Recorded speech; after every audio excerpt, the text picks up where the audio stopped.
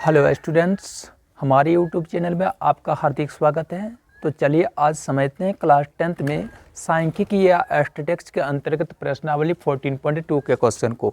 ठीक है, परंतु एक वर्गीकृत आंकड़ों का बहुलक या मोड किस प्रकार से ज्ञात होता है, इसके बारे में आज हम लोग जानने वाले हैं।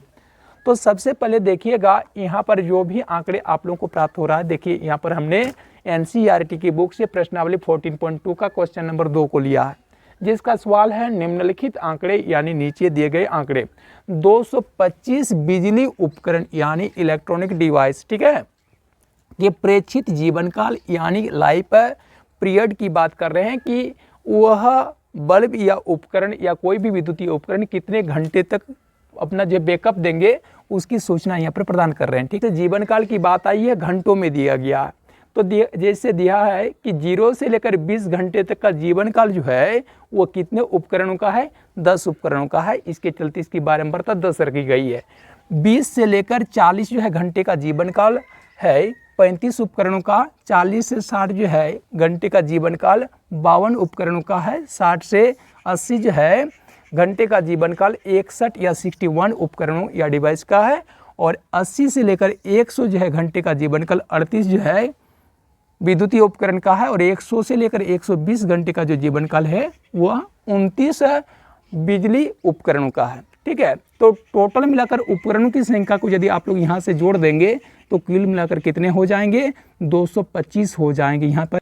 तो सवाल है, तो उपकरणों का बहुलक या फिर मोड जीवन काल कितना है या लाइफ पीरियड कितने का है। कि यदि वर्गीकृत आंकड़े का बहुलक निकालने के लिए आपको कहा जाए तो सबसे पहला जो चीज़ आप लोगों को ध्यान देना है वो चीज़ इन वर्गीकृत आंकड़ों के प्रकार पर ध्यान देने का है। 0 से लेकर 20 का वर्ग है, 20 से लेकर 40, 40 से 60, 60 से 80, 80 से 100, 100 से लेकर 120 का वर्ग है।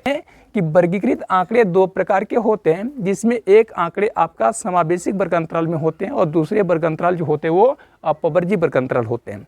तो देखोगे कि सबसे पहला चीज़ जो होना चाहिए कि चाहे आप वर्गीकृत आंकड़ों का माध्य निकालें या फिर बहुलक निकालें या फिर माध्यक निकालें, जरूरी चीज़ होता है वह है वर्गीकृत आंकड़ों में अपवर्जी वर्ग अंतराल का होना। अगर जो है आपके पास एक अपवर्जी वर्ग अंतराल नहीं है तो उस स्थिति में आप न तो उसको माध्य निकाल सकते हैं, न तो उसका माध्यक और न तो बहुलक निकाल सकते हैं।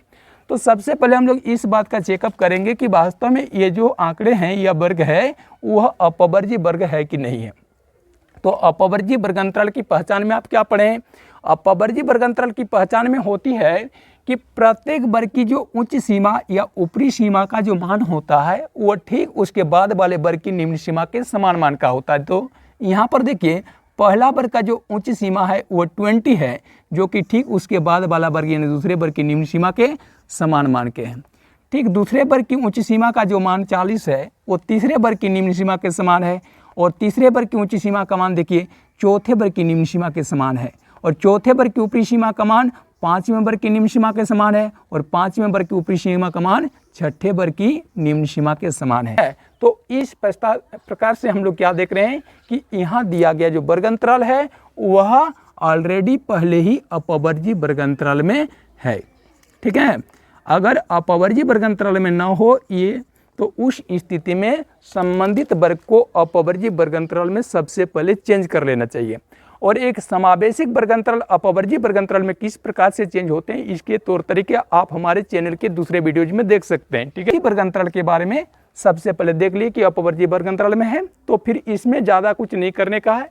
जब अपवर्जी वर्ग अंतराल में ये आंकड़े हो गए तो उस स्थिति में सबसे पहले यदि आपको बहुलक निकालने के लिए कहा जा रहा है तो बहुलक में सबसे पहले आप लोग बहुलक वर्ग को ढूंढेंगे। तो यहाँ जो संगत बारंबारताएं दिख रही है, इन संगत बारंबारताओं में सर्वाधिक बारंबारता कौन सी है, सबसे बड़ी मान वाली बारंबारता कौन सी है। तो देखिए यहाँ पर 10 है, 35 है, 52 है, 61, 38 और 29 है। तो इसमें सबसे बड़ी मान वाली जो बारंबारता है वो है 61। तो सबसे बड़ी मान वाली जो बारंबारता होती है वो क्या है, 61 है। तो उसका जो संगत वर्ग है, संगत वर्ग कौन सा है, 62, 80 की संगत बारंबारता आपके 61 था। तो उस स्थिति में 62, 80 का जो वर्ग बनेगा वो आपका बहुलक वर्ग बन जाएगा। क्या कहलाएगा, ये बहुलक वर्ग कहलाएगा। या फिर अंग्रेजी में इसको मॉडल क्लास कहा जाएगा। तो बहुलक वर्ग हो गया 62 80। आप देखोगे बहुलक वर्ग की जो बारंबारता होती है, बहुलक वर्ग की बारंबारता जैसे 61 को देख रहे हो, इसको बोला जाता है क्या, F1 बोला जाता है। ठीक है। अब बहुलक वर्ग के ठीक पहले वाले वर्ग, पहले और बाद समझते होंगे आप लोग। जैसे 60 to 80 का वर्ग अगर बहुलक वर्ग है तो बहुलक वर्ग के ठीक पहले का वर्ग कौन सा होगा, 40 to 60 का वर्ग होगा। तो 40 to 60 के वर्ग का जो बारंबारता होगा उसको बोला जाएगा F0। यानी F1 के ठीक ऊपर में F0 मिलेगा, तो F1 के ठीक नीचे में क्या मिलने वाला है, F2। तो यहाँ पर F2 का मतलब हो जाएगा बहुलक वर्ग के ठीक बाद वाले वर्ग, यानी 80 to 100 वर्ग की बारंबारता, उसको नाम दिया जाएगा F2। तो बहुलक वर्ग की बारंबारता को F1 नाम दिए, बहुलक वर्ग के ठीक पहले वाले वर्ग की बारंबारता को F0 का नाम दिए, और बहुलक वर्ग के ठीक बाद वाले वर्ग की बारंबारता का नाम F2 दिए। यानी आपको यहाँ पर सीरियल में देखिए एक जैसा दिख रहा है, F0, F1 एंड F2। ठीक है। बात कर लेने के बाद अब आपको क्या करना है, बस बहुलक का फार्मूला अप्लाई करना है। और बहुलक का फार्मूला होता क्या है, तो बहुलक का जो फार्मूला होता है वो होता है, बहुलक का formula L plus F1 minus F0 by 2F1 minus F0 minus F2 का होल इनटू H होता है। क्या होता है, होल इनटू H। चलिए इस जगह पर नहीं, बहुलक का सूत्र हम यहाँ पर लिख देते हैं। बहुलक का फार्मूला हो जाएगा, चलिए तो बहुलक का क्या फार्मूला हो जाएगा, तो बहुलक का फार्मूला हम यहाँ लिख देते हैं। L प्लस क्या हो जाएगा, L प्लस हो जाएगा F1 minus F0 by 2F1 minus F0 minus F2 का होल इनटू H।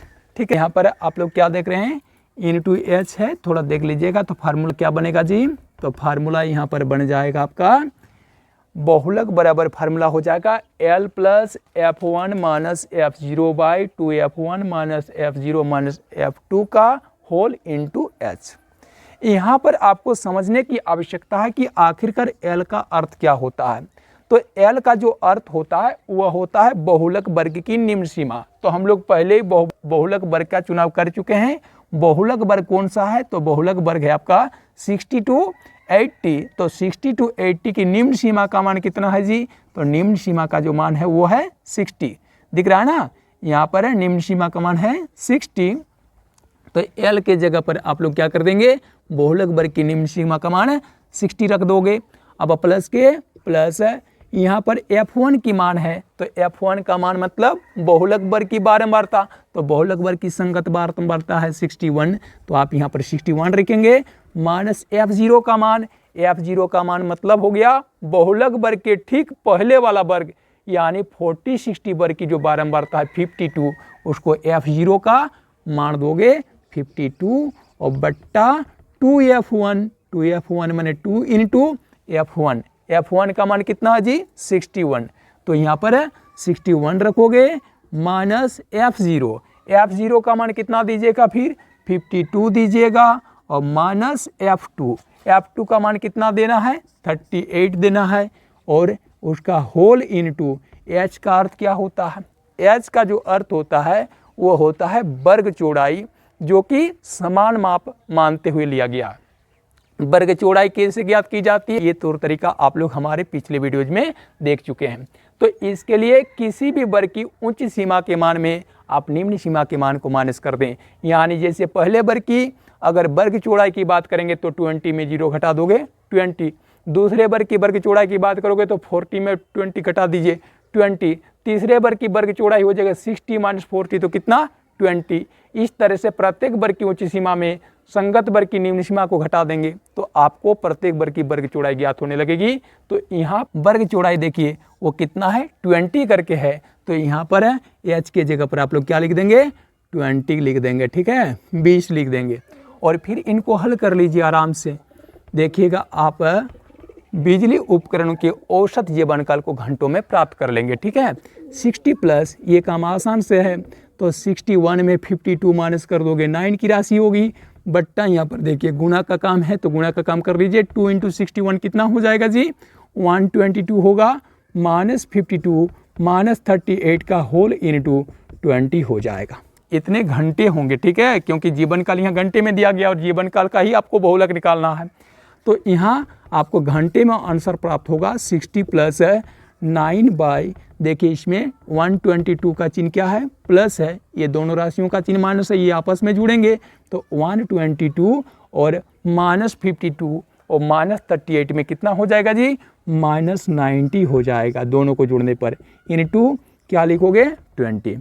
अब 60 के 60 प्लस 9 बाई 122 में माइनस कर दोगे 90, मतलब 122 में अगर 90 घटा दोगे कितना हो जाएगा जी, 32 हो जाएगा, का होल इनटू 20 हो जाएगा। ठीक है, चलिए इसको आगे और हल कर लेते हैं तो क्या प्राप्त हो जाएगा, 60 प्लस 9 बाई 32 का काम हो चुका है। अब उनका ब्रैकेट हम लोग खोल सकते हैं और इनटू 20 बाई 1 कर दोगे।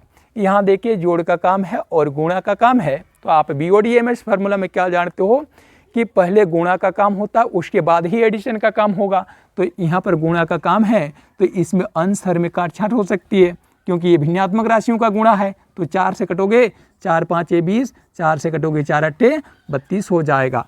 ठीक है, तो ई ढंग से क्या प्राप्त हो जाएगा आपका 60 प्लस यहाँ अंश को अंश से और हर को हर से गुना करें, 9 गुना 5 45 बट्टा 8 1 के 8 हो जाएगा।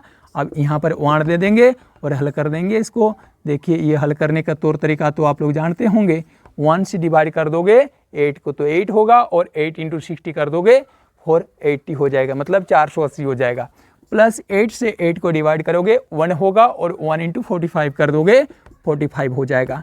और इस ढंग से है ना 480 और 45 दोनों को जोड़ दोगे कितना हो जाएगा, 525 होगा और 525 बट्टा 8 घंटे का जीवन काल होगा प्रत्येक बिजली उपकरण का। ठीक है, तो यहाँ पर घंटे में प्राप्त हो रहा है 525 की राशि को 8 से डिवाइड कर देंगे तो कितना प्राप्त होगा, 8 6 48 घटाओगे तो 4 और 5 45, फिर 8 5 40 घटाओगे तो 5 होगा, दशमलव बैठाना है, 5 0 50, 8 6 48, 2 0, फिर 20, 8 2 16, 4 0 8 5 25। ठीक है, इतना घंटे का जीवन काल प्राप्त होगा, या फिर आप इसको 65.62 घंटे का जीवन काल कह सकते हो। ये प्रत्येक बिजली उपकरण का क्या हो जाएगा, बहुलक जीवन काल होगा, यानी अधिकांश बिजली उपकरण जो होंगे वो एवरेज कितना 65.62 घंटे का बैकअप देंगे। तो ये ढंग से आप लोग वर्गीकृत आंकड़ों का बहुलक प्राप्त कर सकते हैं। उम्मीद करते हैं आप लोग इस वर्गीकृत आंकड़ों के बहुलक को बहुत ही सहजता से लिए होंगे। तो इस पैटर्न का क्वेश्चन की संभावना काफ़ी अधिक होती है बोर्ड एग्जाम में खास करके, तो विद्यार्थीगण आप लोग इस बात का खासा ख्याल रखें।